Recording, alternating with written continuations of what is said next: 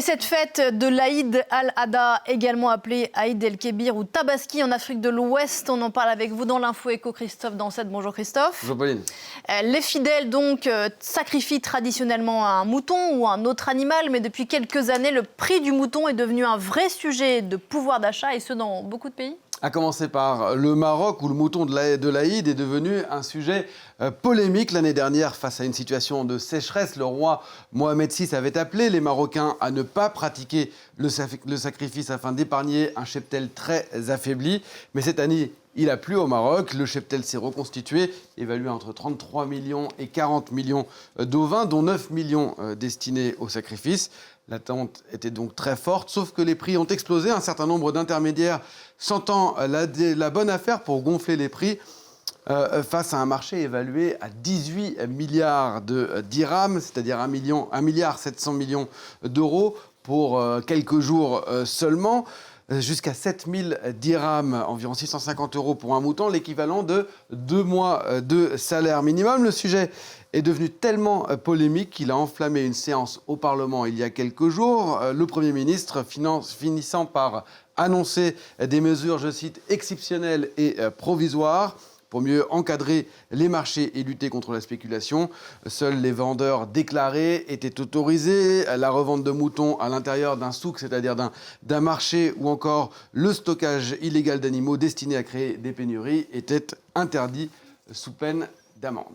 Voilà pour le Maroc. En Algérie aussi, les autorités ont cherché à limiter la hausse des prix. En important des bêtes depuis 9 pays, dont la Roumanie, la Hongrie, l'Espagne ou l'Irlande côté européen, et le Brésil ou l'Uruguay côté Amérique latine. Elles sont arrivées par bateau, je dirais même par paquebot. On a vu à l'instant des images qui ont massivement tourné sur les réseaux sociaux. 80 000 ovins en provenance de Roumanie débarqués à Gigel, au nord-est du pays.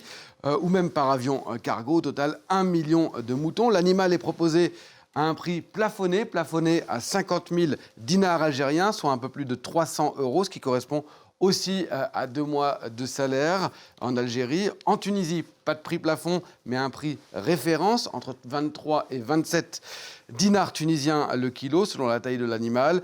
Pour un mouton de 50 kilos, ça fait quand même entre 1200 et 1350 dinars, soit 350 et 400 €. Là aussi, ça représente un vrai budget pour les familles. Les moutons les plus chers, on les trouve dans les pays du Golfe.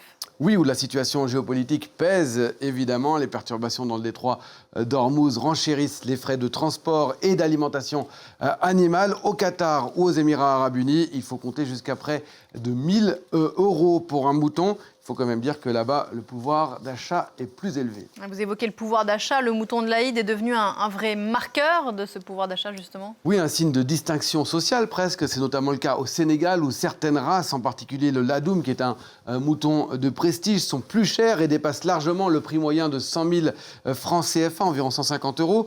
En avoir, c'est aussi un vrai marqueur social, un peu comme une voiture ou une montre de luxe. L'animal devient aussi un signe de réussite. Mais il faut quand même dire que la tradition veut qu'on réserve un tiers de la bête aux plus pauvres. Et qu'en est-il en France ?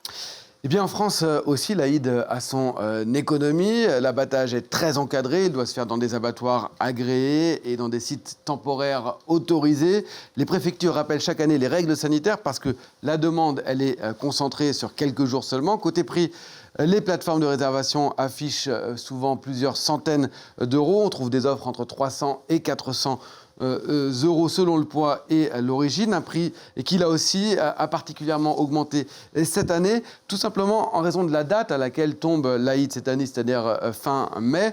Il se trouve que les moutons, ou plutôt les brebis, mettent bas entre janvier et avril, et donc les agneaux ne sont pas encore assez âgés pour être abattus. Résultat, la plupart des bêtes offertes au sacrifice ont plus d'1 an aujourd'hui, et elles sont donc plus grosses et forcément plus chères. Ajoutons à cela l'augmentation des prix de transport, ceux de la nourriture animale, et on comprend pourquoi il y a une telle inflation. Merci beaucoup Christophe, et gros boulot de l'infographie.